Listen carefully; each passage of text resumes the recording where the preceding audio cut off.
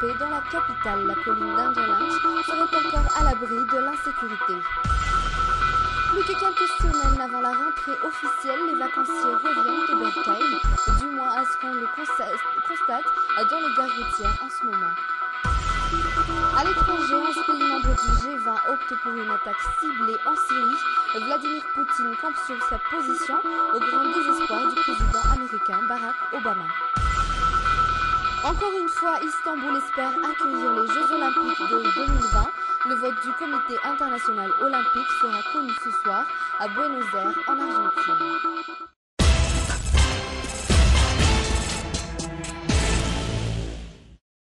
S'il y a un endroit où les habitants peuvent encore dormir paisiblement la nuit, c'est sans doute sur la colline d'Anjalanche. Là-bas, les protégés du Père Pedro sont à l'abri des bombes artisanales et des violences urbaines. Le centre Akamasu est pratiquement un modèle de paix dans une ville où tout peut dégénérer à tout moment. C'est un reportage signé Mambao Kafechanien et Michel Rakoutsan.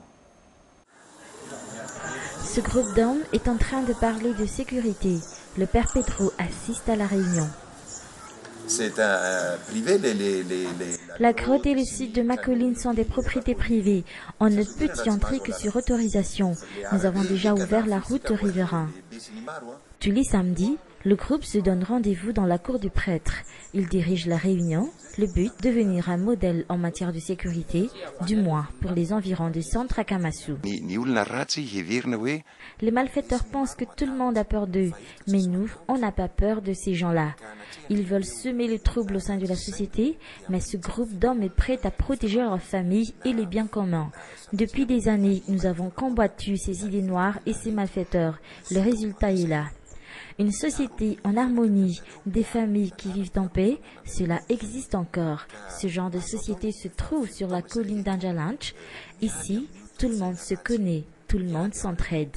Certaines familles vivent ici depuis 20 ans. On peut laisser la maison sans surveillance. Le cambriolage n'existe pas ici. Nous nous connaissons tous. Nous sommes une grande famille. La confiance mutuelle, un bon voisinage, voilà le secret du centre Akamasu en termes de sécurité.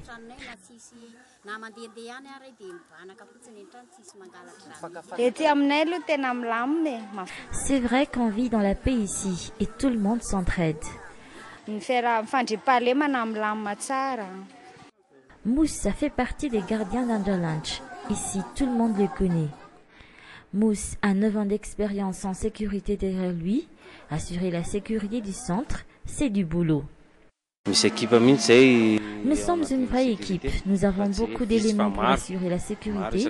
Ils sont placés à chaque coin de rue.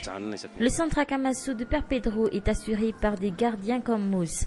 Des éléments de la gendarmerie nationale sont postés aux alentours. Jusqu'ici, les protégés du Père Pedro dorment encore sur leurs 2 oreilles la nuit, contrairement à certains riverains de la capitale. Toujours à la page insécurité, une 3e bombe retrouvée en une semaine, une 3e bombe en 3 jours successifs.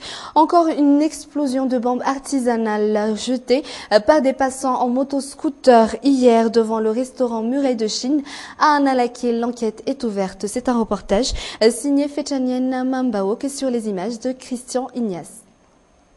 Analake, devant le restaurant Muraille de Chine. Voici les répercussions de la bombe jetée hier soir vers 19h30.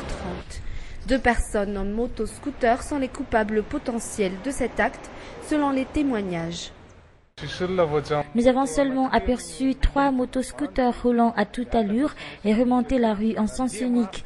On ignore si ce sont eux qui ont jeté la bombe à cet endroit. Une bombe artisanale, tout comme celle retrouvée mercredi soir dernier. Il s'agit d'une bombe artisanale fonctionnant avec des piles et une batterie de téléphone de marque ZTE. Elle a provoqué une forte explosion, mais heureusement, elle n'a causé aucun dégât. Chacun a sérieusement peur pour sa vie et prend les mesures adéquates après ces explosions successives. On a quand même peur, on ne peut rien faire sauf fuir pour ne pas subir l'explosion.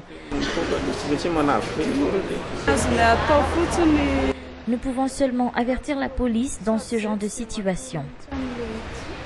C'est la deuxième bombe à avoir explosé en 3 jours dans la capitale, et ce, toujours dans le centre-ville. L'enquête est ouverte. Les autorités appellent tous ceux qui détiennent des informations pertinentes à collaborer.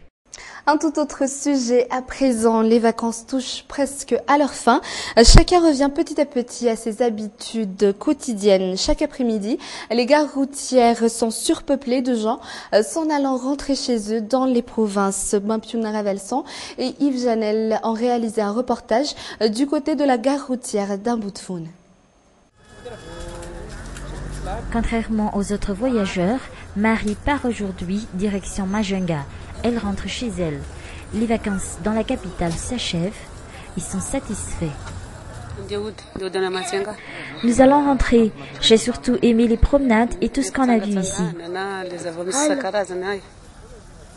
Leur séjour en Tananarive a seulement duré 4 jours.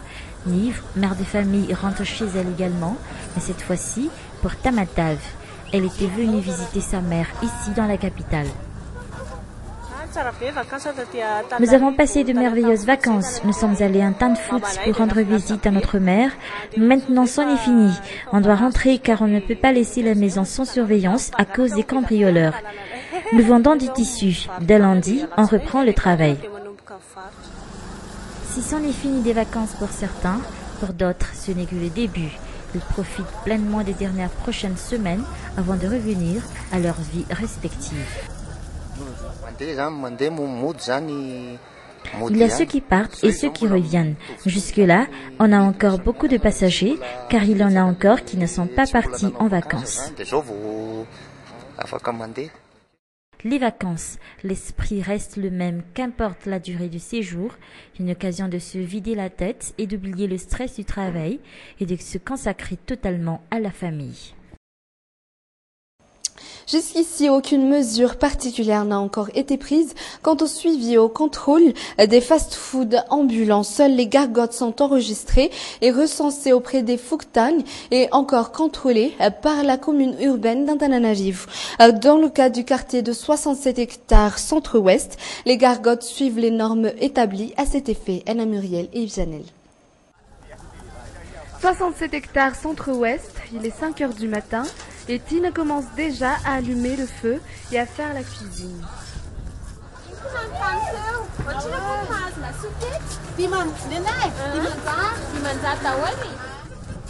Cela fait maintenant des années que Tine possède ce snack, le genre de commerce qui fait la notoriété du quartier de 67 hectares. Je commence à tout préparer à partir de 5 heures du matin, mais il ne commence à y avoir du monde qu'à partir de 9 heures. Je prépare la soupe en premier, c'est qu'ensuite que je me mets aux salades. Les gens aiment quand c'est propre. Très pratique pour bon nombre de gens, ici à 67 hectares, du fait de sa proximité et de son prix abordable. Je vends des friperies de l'autre côté de la rue. Ici, 400 arrières suffisent pour me rassasier. En plus, c'est propre et c'est tout près parce que moi, j'habite loin. Je mange ici chaque matin. Ici, c'est moins cher. Avec 200 arrières seulement, j'ai acheté une salade de légumes et ça m'a suffi. Les petits restos de 67 hectares sont tous enregistrés et recensés au niveau du Fouktang. Et pourtant, depuis le début de l'année, aucune autre gargote n'a envoyé de demande au niveau du Fouktang 67 hectares centre-ouest.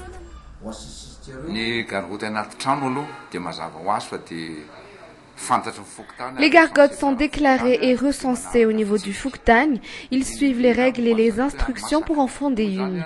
Mais des efforts restent à faire, surtout pour les gargotes ambulants.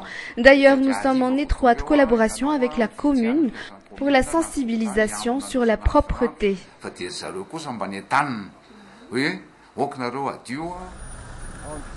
Les fast-foods sont assez nombreux dans la capitale, mais jusqu'à présent, il n'y a pas eu de suivi quant aux normes les régissant. C'est la fin de cette édition. Merci de l'avoir suivi. L'équipe de la rédaction de Viva vous donne rendez-vous lundi à 12h15 dans Midi Événement. Au revoir.